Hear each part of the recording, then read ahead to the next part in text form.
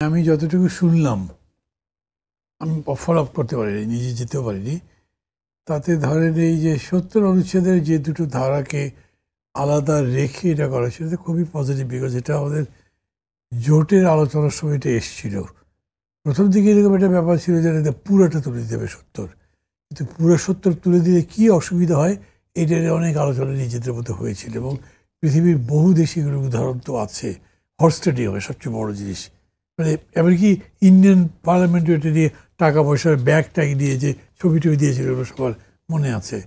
তো সেই প্রেক্ষিতে আমি মনে করি এইটা একটা ভালো উদ্যোগ হয়েছে। তবে ধরেন ৯ মাস ১০ মাসের মতো হয়ে গেল, তো এরপরে এইটুকু অগ্রগতিতে যদি খুব বগল বাজাতে চাই, তা এরকম কোনো ব্যাপার না। এটা খুব বড় কোনো বিষয় ছিল না।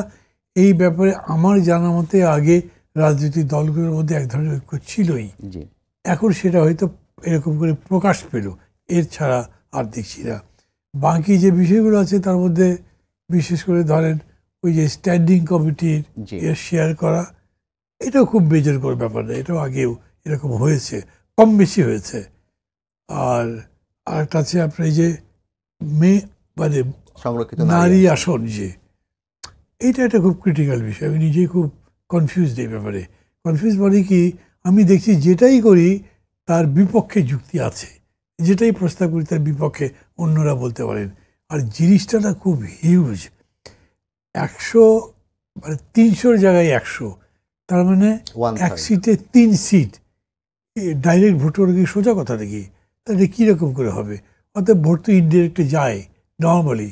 আবার যদি ইনডিরেক্টে ভোট যায়, তার মানে ওই সিলেকশন বেসিস বা অন্য কিছু হলে ওনাদের সম্মানেও লাগে, বা আসলে এটা খুব ভালো দেখা যায় না। তাহলে কি করা যেতে পারে? এখন পর্যন্ত আমি মানে সন্তুষ্ট হতে পারি এরকম কোনো প্রস্তাব। এনসিপি যেটা দাবি করছে যে ৩০০ আসনের মধ্যে ১০০ আসনে নারীদেরকে মনোনয়ন দিতে হবে রাজনৈতিক দলগুলোর। মানে এরকম একটা প্রস্তাব হতে পারে, আবার পারেও না। আমি দেব না, আমার মধ্যে নাই ১০০টা যোগ্য, আমি দেবো কেন?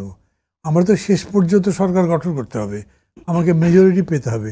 আমি দেখবো যে আমি মেজরিটি পেতে পারি কেমনে। আমি যদি দেখি যে না, নারী ১০০ জায়গায় ৫০টা দেই, তার বেশি দেবো না, আমি করতে পারি সেটা। আমাকে এই ব্যাপারে কমিশন কোনো রেস্ট্রিক্ট করতে পারে, এটা আমার কাছে খুব সুখকর মনে হয় না। আর তাছাড়া একটা কথা হলো কি, ধরেন এটাও তো এক ধরনের কোটা সিস্টেম হলো, আপনি এটা কোয়ালিটি করতে পারলেন না। কোয়ালিটিতে যদি সব পুরুষ হয় তো অসুবিধা কী, সব নারী হলে তাতে বা অসুবিধা কী? শেষ পর্যন্ত গণতন্ত্র কিন্তু একটা গুণগত বিষয়, এটা কেবল মেজরিটির বিষয় না। আমরা বলি রুল অফ মেজরিটি, বাট খেয়াল করেন আমরা মেজরিটি দিয়ে একটা মিথ্যাকে অ্যাগ্রি করি না। এবং এই যে এখন চর্চাটা করছি, সংস্কার করার চর্চা করছে, সেটাও কেন?